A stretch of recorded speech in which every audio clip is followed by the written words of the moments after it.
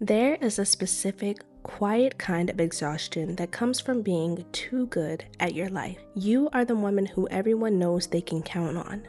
You are the first one in the office and the last one to leave. You're the friend that anticipates everyone's needs before it's even spoken. On the surface, you're rewarded with praise. People call you dependable. They call you a lifesaver. They call you the reliable one. But if you're watching this video, you know the truth. Beneath the praise lies a growing, bitter resentment. You feel invisible. You feel like a public utility. Always on, always functioning, and only noticed when you break down. Today, we're going to dismantle the competency curse. We are going to examine the architectural flaw in being too available. And I'm going to show you why being useful is the very thing keeping you from being respected. Welcome to the Feminine Atelier. Let us begin today's lesson. In social psychology, there's a phenomenon I call the utility trap. When you show the world that you are infinitely capable and infinitely available, the world stops seeing you as a human being and starts seeing you as a tool. Think about the architecture of your home. You don't respect the plumbing in the walls. You just expect it to work. This is exactly how the reliable woman is treated in her career and her relationships. Because you never allow the pipes to burst. Because you have never shown a boundary, you have become part of the background noise in other people's lives. The reliable one operates from a place of deep-seated reactive energy. You are waiting for the world to ask something of you so that you can prove your worth by providing it. You believe that your value is a result of your output. But respect is not earned through output. Respect is earned through scarcity. In the Atelier, we understand that high-value assets are never on demand. A diamond is not available at every street corner. A masterpiece is not displayed in a subway station. By being the woman who always says yes, you have effectively lowered your own market value. You have told the world that your time, your energy, and your focus are cheap because they're always available. Let's look at the psychology of why you do this. Most of us were raised to be good girls. We were rewarded for being helpful, for being quiet, and for not making trouble. We were taught that respect was something you received after you served everyone else. This is an architectural lie. What you're actually practicing is submission disguised as service. When you over-explain your no, or when you rush to fill a silence in a meeting, or when you apologize for things that are not your fault, you are signaling to the room that you occupy a lower rank in the social hierarchy. The reliable woman is often a high performer with a low status identity. You are doing the work of an executive with the mindset of an apprentice. You are waiting for someone to notice your work and grant you respect. I am here to tell you that respect is never granted. It is installed. It is an atmosphere you create through the architecture of your presence. If you feel the 9-to-5 resentment, it's because you are still playing by the rules of a system that was designed to use you, not to elevate you.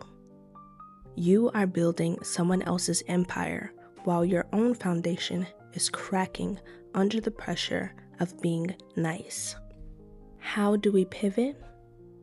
It begins with a concept we study deeply in the Atelier: sovereign stillness. Respected women have one thing in common. They are not in a hurry. They do not hurry to speak. They do not hurry to react. And they do not hurry to please. The reliable woman is always in motion, physically and mentally. You are leaning in. You are nodding along. You are trying to prove your engagement.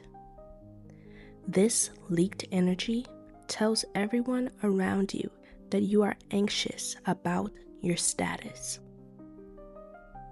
The respected one understands the power of the information gap.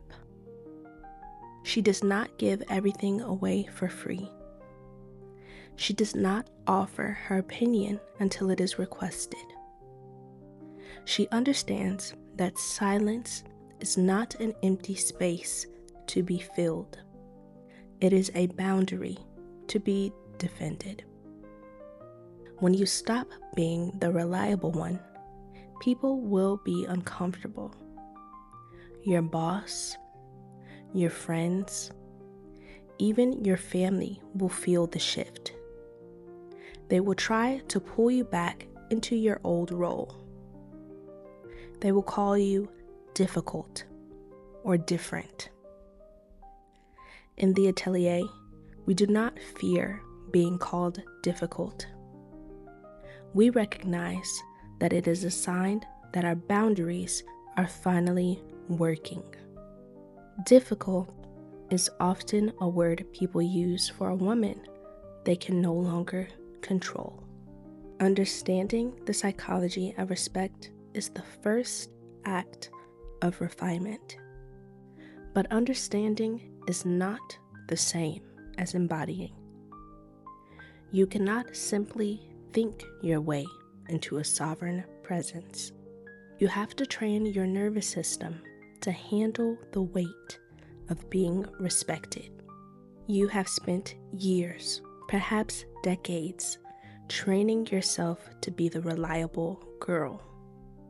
That conditioning is wired into your speech patterns, your posture, and your financial habits. It is the reason you feel a pit in your stomach when you think about setting a boundary.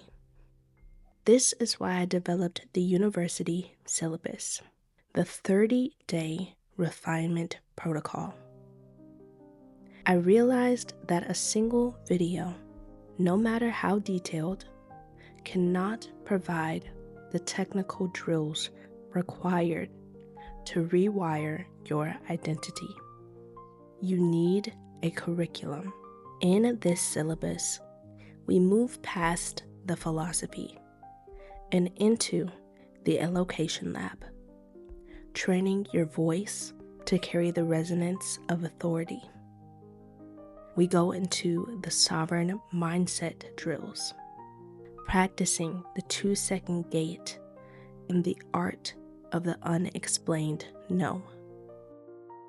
We even look at your financial architecture, because you cannot feel respected if your bank account is in a state of reaction.